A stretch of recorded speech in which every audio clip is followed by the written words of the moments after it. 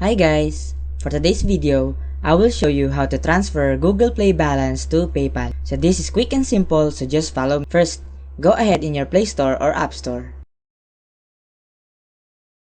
and click your profile at the top right here. And now, go tap Help and Feedback.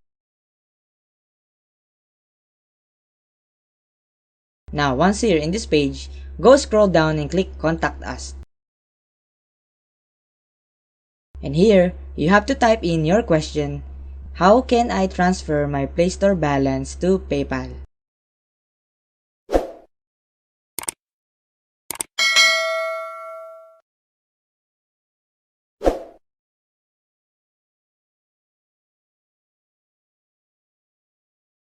So now, click on Next.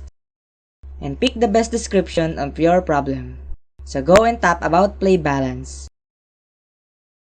Now, the next step is you need to go click Email here. And that's it. Just click on Submit and the Google Play Store team will respond within 24 hours. So there you have it. Thank you for watching and please don't forget to subscribe.